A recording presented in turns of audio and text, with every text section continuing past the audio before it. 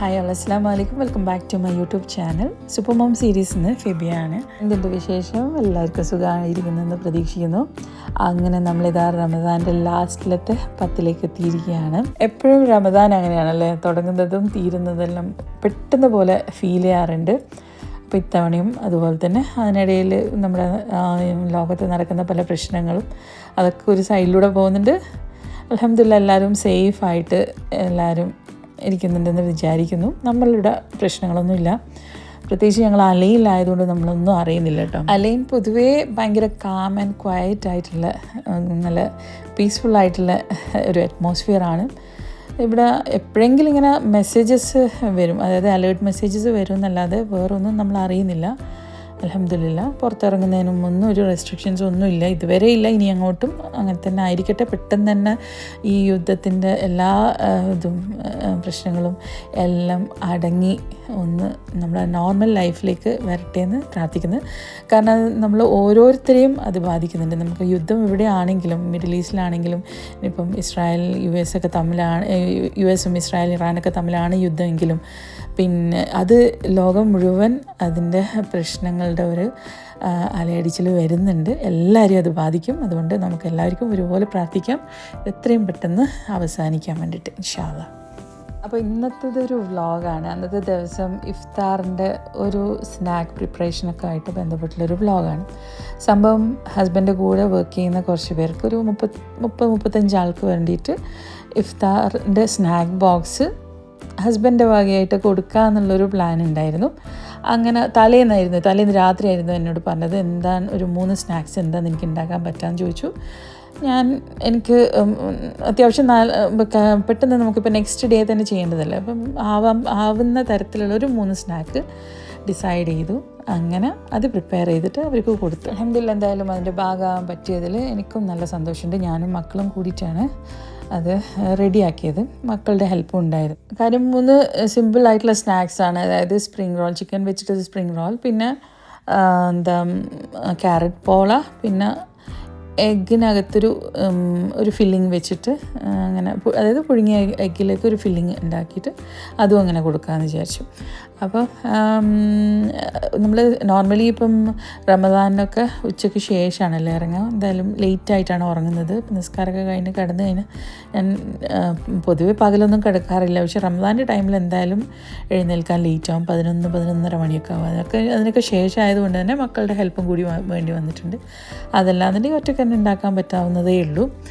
അങ്ങനെ ഇതാ അത് തന്നെ ക്യാരറ്റ് പോളക്കുള്ള ക്യാരറ്റ് വേവിച്ചെടുക്കാൻ പോവുകയാണ്.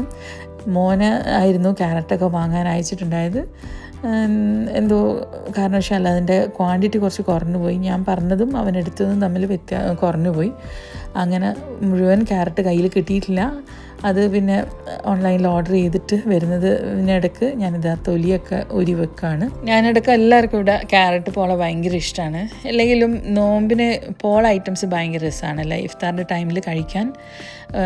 പോളയിൽ തന്നെ ഒരുപാട് തരം പോള ഉണ്ട്. ഇറാനി പോള, ക്യാരറ്റ് പോള, കടലപ്പോള, ഇറച്ചിപ്പോള, ഇനി ഒരുപാട് തരം പോള ഉണ്ട്. പോളയുടെ റെസിപ്പി നോക്കുകയാണെങ്കിൽ തന്നെ ഡിഫറെൻറ്റ് വെറൈറ്റീസ് ഓഫ് പോള നമുക്ക് ഉണ്ടാക്കാൻ പറ്റും, പല ഫില്ലിങ്സോട് കൂടിയിട്ട്. അപ്പം എന്തെങ്കിലും ഒരു പോള ഐറ്റംസ് മസ്റ്റാണ് ഒരു ഇഫ്താർ സ്നാക്ക് വെക്കുമ്പം. അങ്ങനെയാണ് ഈ ക്യാരറ്റ് പോള ഡിസൈഡ് ചെയ്തത്. കാരണം എന്തായാലും ഒരു സ്വീറ്റ് ഐറ്റം വേണം, അതിന് ക്യാരറ്റ് പോളയാണ് നല്ലതെന്ന് വിചാരിച്ചു.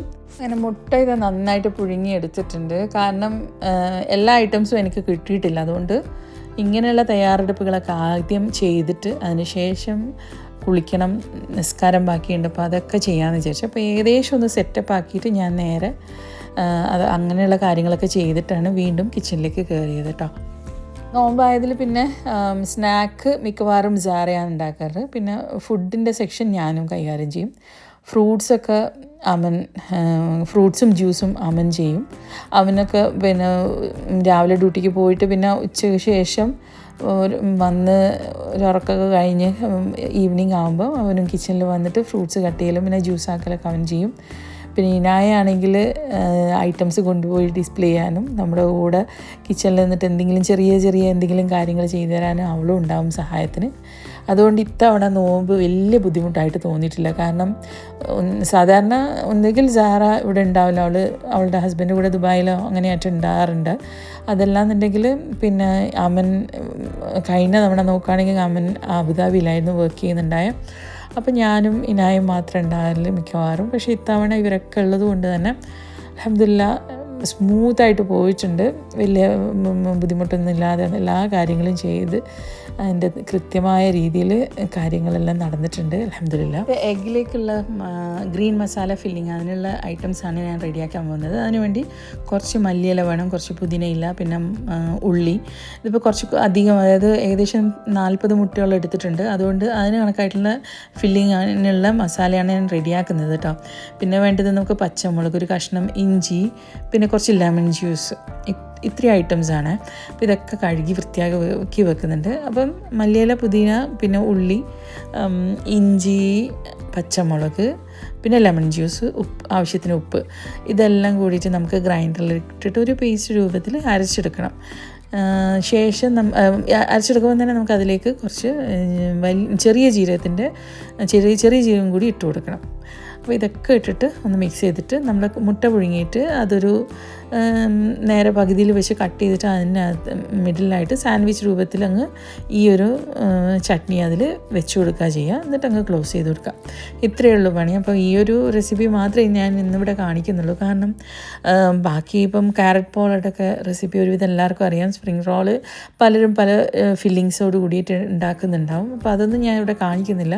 അപ്പോൾ ഈ ഒരു ഇത് മാത്രം ഞാനിവിടെ ഷെയർ ചെയ്യാമെന്ന് വിചാരിച്ചു. അങ്ങനെ കുറച്ച് വെള്ളം ഒഴിച്ച് മിക്സറിലിട്ടിട്ട് ഞാനിതൊരു പേസ്റ്റ് രൂപത്തിൽ അരച്ചെടുത്തിട്ടുണ്ട്. നമുക്ക് ഈ ഒരു ചട്നിയാണ് നമ്മുടെ എഗ്ഗിൻ്റെ ഫില്ലിംഗ് ആയിട്ട് യൂസ് ചെയ്യുന്നത്. അങ്ങനെ ചെറിയ രീതിയിലുള്ള തയ്യാറെടുപ്പുകളൊക്കെ എടുത്തതിന് ശേഷം നേരെ പോയി കുളിച്ച് നിസ്കരിച്ച് അതിന് ശേഷമാണ് പിന്നെ വീണ്ടും കിച്ചണിലേക്ക് വന്നത് കേട്ടോ.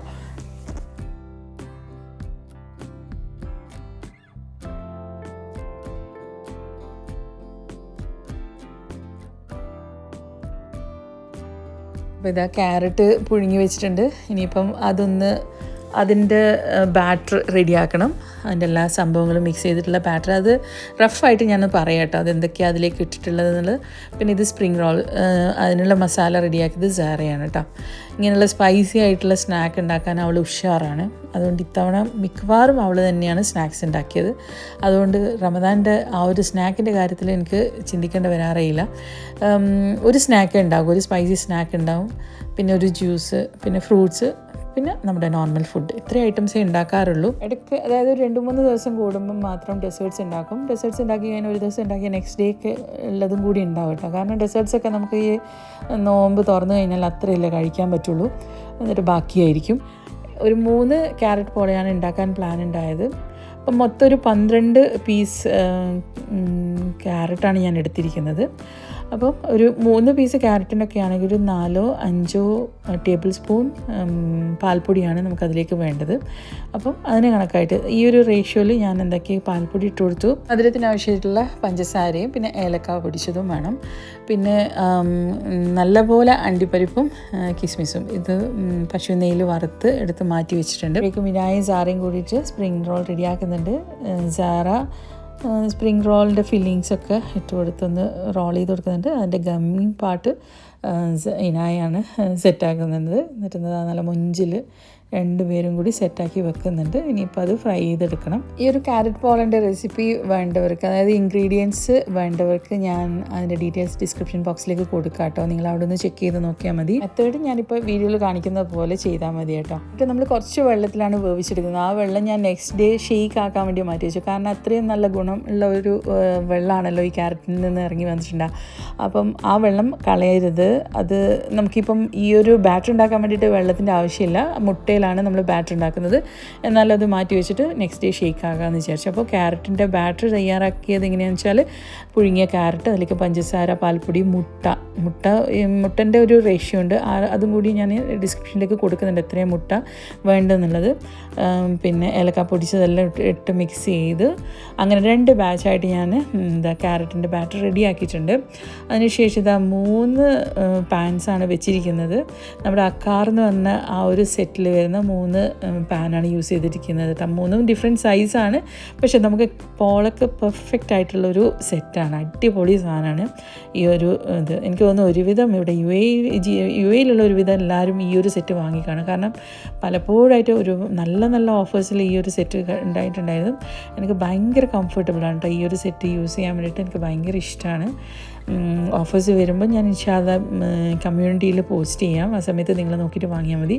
പലപ്പോഴായിട്ട് അതിൻ്റെ റേറ്റ് 200-ൻ്റെയും 300-ൻ്റെയും ഇടയിലാണ് വരുന്നത്. പക്ഷേ ഓഫർ വരുമ്പം പലർക്കുമായിട്ട് 70-80 ദിറംസിനൊക്കെ കിട്ടിയവരുണ്ട്. അതായത് ഫുൾ സെറ്റ് ട്രെൻഡിയോളിൽ നിന്നാണ് ഈ ഒരു പ്രോഡക്റ്റ് കിട്ടിയത്. അപ്പോൾ ഇത് ഭയങ്കര യൂസ്ഫുള്ളാണ് ഇങ്ങനെയുള്ള ആവശ്യങ്ങൾക്ക്. നമ്മുടെ ഡെയിലി കുക്കിംഗ് ആവശ്യങ്ങൾക്ക് ഭയങ്കര യൂസ്ഫുൾ ആയിട്ടുള്ളൊരു സെറ്റാണ് കേട്ടോ. അപ്പം 3 സെറ്റാണ് വരുന്നത്. 3നും ലിഡ് വരുന്നുണ്ട്.